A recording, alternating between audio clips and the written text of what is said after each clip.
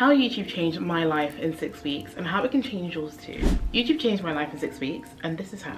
Just like anything in life, if you want to see results, you have to be consistent. And if you want to take YouTube seriously, you actually have to follow through on your goals and be consistent. And after finally cracking the code myself, I wanted to share the tips with you on how I reached 1,000 subscribers and also 4,000 watch hours in a 6-week period. Hi guys, and welcome back to Double Dose of Chi. If you're new to this channel, I am Trauma, and I'm going to share how YouTube changed my life in 6 weeks and how it can change yours too.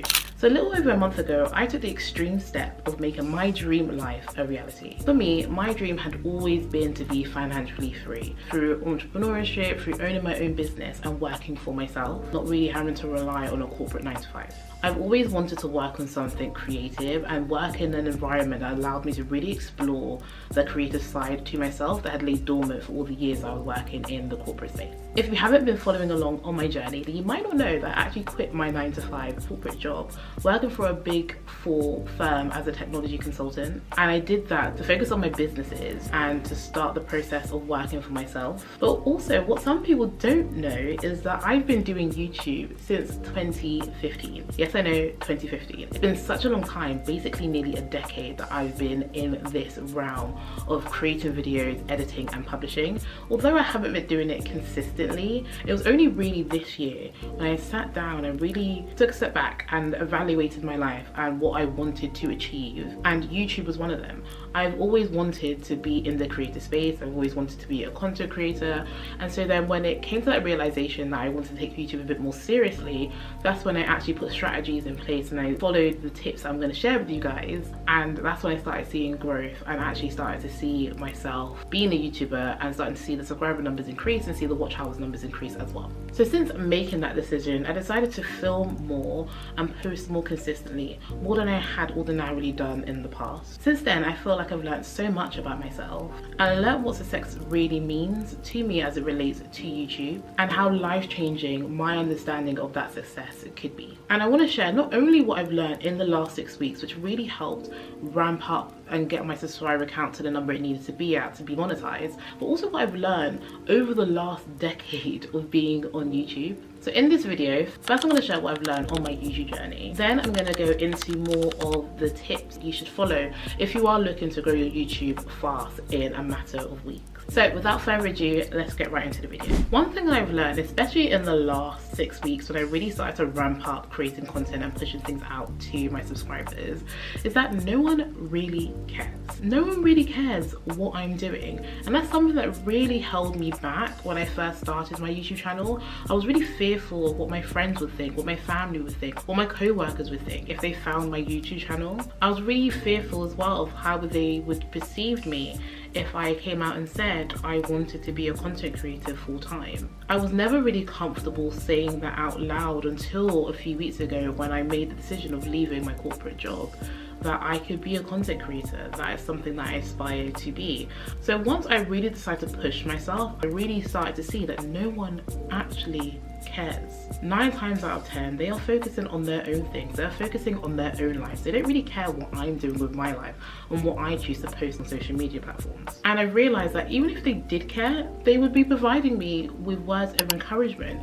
They would actually be the ones saying, when are you posting your next video? How come you haven't posted the video? They actually acted as accountability for me, at least, saying like, hey, your content's amazing, don't stop, keep going. All they care about is that I'm doing something that I love doing. And if you're in the same boat as me, where you're kind of battling that internal struggle, honestly, it's no big deal. No one really cares. You are just posting your life, so you shouldn't fear being judged for that reason, and you should just keep going. The second thing that I've learned is that there's no such thing as a perfect video. I have always been a perfectionist my entire life, throughout sixth form, throughout university. I did not like the idea of me putting out something that wasn't perfect. It was actually quite a hindrance growing up because I would always not start tasks. I would always procrastinate.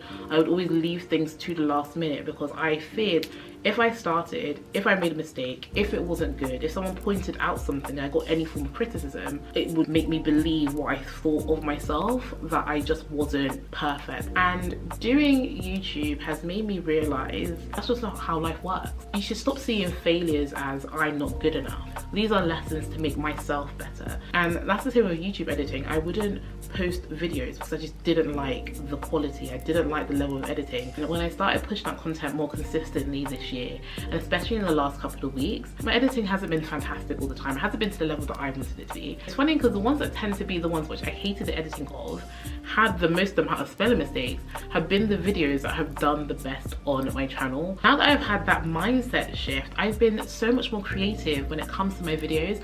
I've been testing out new styles, things that I wouldn't ordinarily do. I've completely changed my introductions to my videos. I never used to speak. I hate the way that my voice sounds. But I was just like, do you know what? I'm gonna play around, I'm gonna experiment, I'm gonna see what lands and what doesn't land. And if people don't like the intro, then people don't like the intro and move on. And I wouldn't have ordinarily done that. And also, like, I feel some people then get to see me for who I am. And to be honest, guys, I'm a little bit goofy. I am not prim and proper, and being able to show that in my content, I wouldn't have that had I not gotten over this perfectionism that has been holding me back for so long. When I got rid of that mentality, how I started to increase my subscriber count and increase my watch hours and ultimately get monetized and be getting paid for what I love doing. So it just goes to the point that you just don't have to be perfect all the time. Just post and learn from it. So now that I've shared with you what I've learned in the last 6 weeks and just in general throughout my whole YouTube journey, I'm going to share with you now exactly what you should do to get monetized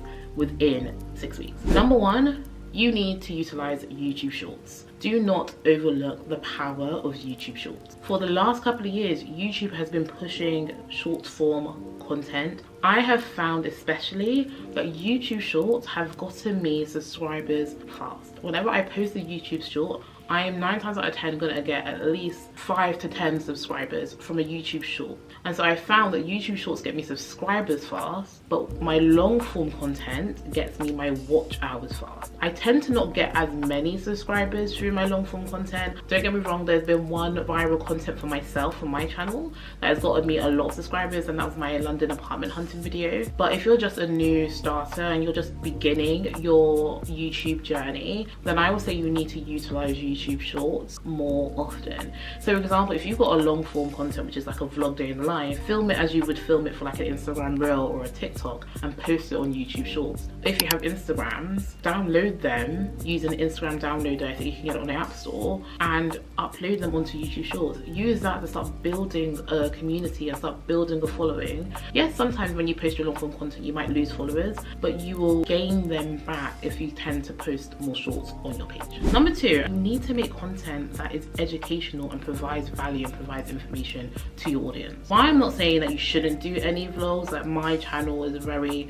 vlog style-esque. What I am saying is that you do need to figure out how you fit some form of value and learnings in what you are producing. Your videos should be geared to help somebody achieve a specific goal. The videos that tend to do well on my channel are the ones where I have sat down, spoken to the camera and provided value to my subscribers, such as my apartment hunting videos. Those videos have done the best on my channel. Lots of people are going through the process. Lots of people are traveling to London. It's a hub. So this is a process that I know a lot of people will be going through because they want to have an understanding of what sort of apartments are there in London. That's providing value. It's providing information that that viewer would not have had they not watched the video.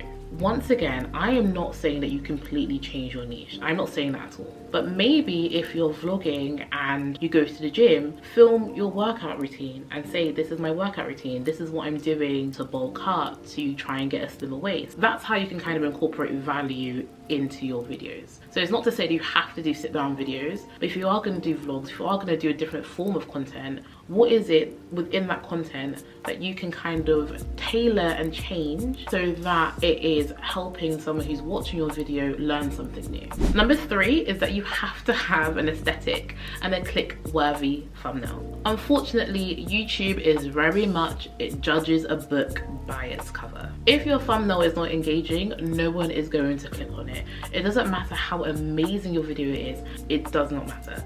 If your thumbnail is not intriguing, if they're not going to click on your video and you're not going to get any watch hours, and that won't lead to any subscribers. If you don't know how to create an aesthetic thumbnail, do the research yourself. When you go onto YouTube, the YouTubers you love, what about their thumbnail makes you want to watch their video? What sort of text do they use? What sort of styles have they put in their thumbnail that brings you in, that makes you click on their videos? Do first-hand research. You're the perfect lab rat to figure out what makes good thumbnails, because you go on YouTube, you watch YouTube videos. And I do all of my thumbnails on Canva. I swear by Canva. I think it's the easiest platform when it comes to making anything remotely pretty. And I don't think I would use anything else. I think it's very beginner friendly. And they also have the free option. So if you are new to your YouTube journey and you don't really want to spend money on a new software to create thumbnails, then definitely Canva is the best place. And also when it comes to thumbnails, experiment. The thumbnails of when I started at the beginning of this year and the thumbnails that I have right now are very different, because I'm just testing out different things to see which one lands and see which one has a more click-through impression rate. So basically that means how many more people are clicking on your thumbnail. And then I keep on playing with that style and see where that sweet spot is. Number 4, and this kind of stems off of number 3, is that along with a click-worthy thumbnail, you need a click-worthy title. Similarly to your thumbnail, if your title is not intriguing, no one's gonna click on it. If my video is on a specific topic, for example, how to get monetized on YouTube fast, I'll type that topic into the search bar in YouTube and see what pops up. I'll see what the top performing videos of that specific topic are saying and how they've actually structured their title. This is what YouTube is pushing just from a basic search. Don't try and reinvent the wheel. If YouTube is saying this is what I'm pushing out from these search terms, then write the exact same thing so that your video can also be part of those videos that are being pushed out by YouTube. And if you still are struggling, there's actually a really cool tool in YouTube Studio, the app, so I would recommend that you download the app. If you go onto the inspirations tab, you can kind of see what people are looking and searching for. From my understanding, it is populated based on what YouTube thinks your channel is about, but it is a helpful tool in case you are struggling when it comes to titling your videos. Tip number 5, follow trends. It's okay.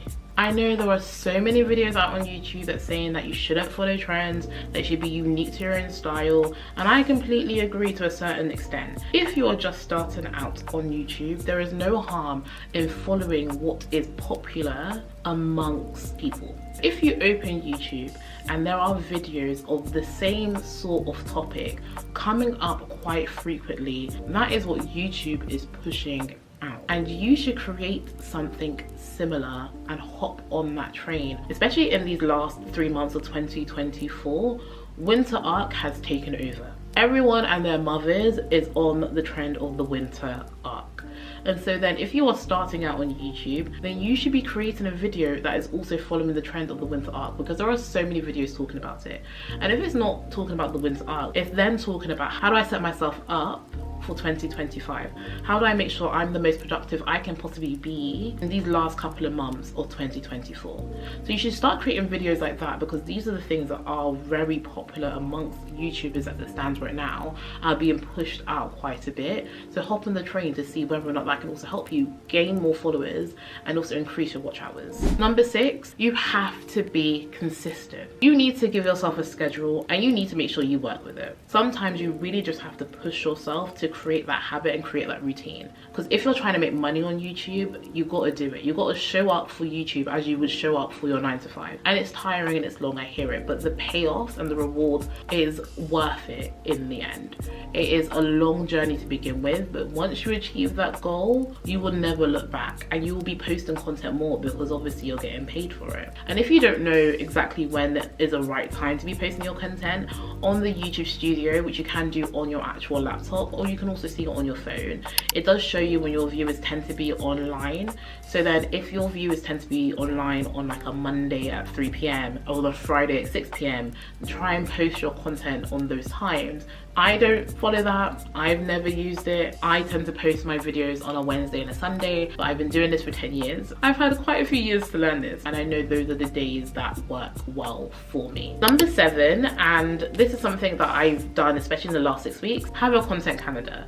Have a calendar of all the ideas, of all the videos that you want to post. And it kind of ties in with doing your research. So once you're doing like research, you then populate your social media calendar with the videos that you want to film. If you want a bit more of a breakdown of my social media calendar and what I do, then let me know and I can make another video on it. But I feel like that will just take a bit too much time in this video, and I'm not trying to keep you guys here forever. Number 8, you need to be in this for the long run. You need to view yourself as a content creator and know that YouTube is exactly what you want to do and where you see yourself in the next couple of years. I have not been consistent, hence why I've been doing this for 10 years. I was on the 250 mark for a good 5 years, but I knew this was something I could do, and because it's something that I knew I could do, I never stopped. And because I had that mindset, because I had that drive to keep on going, I never stopped. I kept on posting for 10 years, more consistently this year, and it's paid off. I've now been monetized. I'm now making money on YouTube. If you don't have that mindset of knowing that I'm going to get to that goal, I'm going to get monetized, I don't know how long it's going to take, but I will get there one day, you aren't going to survive. You need to have that drive. That drive will keep you going. That drive will get you up at 8 AM before you have to go to the office to film your morning routine. That drive will keep you going, that when you come back from the office, if you do a 9 to 5, that you have the energy, you will put yourself in the mindset of editing the video and getting the video out. I wouldn't be discouraged if you do not see growth in these 6 weeks, because if you follow these tips and you are posting consistently, if you're using shorts and utilizing it to its fullest potential, if you are following the trends, if you're creating the click-worthy thumbnails, if you're creating the titles that are going to draw the attention of individuals, if you're staying consistent, if you've got a schedule and a calendar and planned and done your research, you will succeed. There is nothing that will stop you from succeeding. You will be monetized on YouTube and you will be rolling in the dough in no time. Trust me, keep on going. You will get there. You will get there.